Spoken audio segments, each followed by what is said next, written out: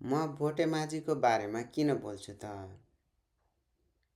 म भोटेमाझीहरूको बारेमा बोल्छु किनकि म माझी समुदायको एक जिम्मेवार सन्तान हुँ। हाम्रो बाबुबाजेले भएको पीडा, पेसा, भाषा, संस्कृति जोगाउन गरेको सङ्घर्ष र हामी युवा पुस्तालाई दिएको जिम्मेवारी र आउने पुस्तालाई दिनुपर्ने सन्देशको बारेमा मलाई राम्रोसित थाहा छ। हामी माझीहरूको बारेमा बोल्नुपर्ने केही कारणहरू बुँदागत रूपमा प्रस्तुत गर्न चाहन्छु। नम्बर 1 मा मौलिकता र पहिचानको रक्षाको निम्ति हाम्रो भाषा, संस्कृति र परम्परा हराउँदै गएको छ। नबोलेमा हाम्रो अस्तित्व झन्झन मेटिँदै जान्छ। त्यसैले हामीले आफ्नो ठाउँबाट जे जति जसरी सकिन्छ त्यसरी नै आफ्नो पेसा, भाषा, संस्कृति जोगाउनको निम्ति बोल्नै पर्ने हुन्छ। नम्बर 2 राज्यबाट दबाइएको र समाजबाट दबिएको आवाजलाई बुलन्द बनाउन। हाम्रो मातृभाषा कतै पनि प्रयोग नहुने गरी राज्यले दबाइदिएको छ। समाजमा पनि हाम्रो भाषा कसैले नबुझिदिने र बोल्नेलाई पनि नराम्रो नजरले हेर्ने प्रवृत्ति रहेको छ। यस प्रकारको प्रवृत्तिलाई चिर्न पनि हामीले बोल्नै पर्ने हुन्छ।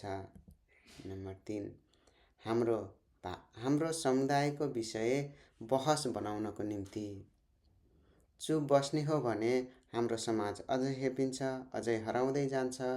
हामी हाम्रो पेसा, भाषा, धर्म र संस्कृतिमा अहिले मौन बस्यौँ भने अझै समस्या बढ्दै जान्छ। हाम्रो समुदायको सवाल बहसको रूपमा ल्याउन पनि हामी बोल्नै पर्ने हुन्छ। नम्बर 4 समाज परिवर्तनको लागि आवश्यक आवाज बन्न।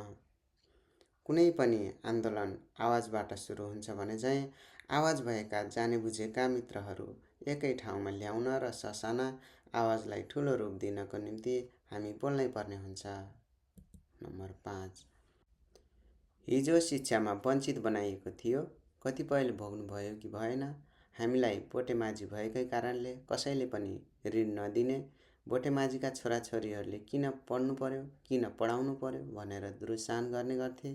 त्यसैले आज म बोल्छु ताकि भोलि मेरा सन्तानहरू गर्व गर्न सकुन् कि म माझीको बच्चा हुँ।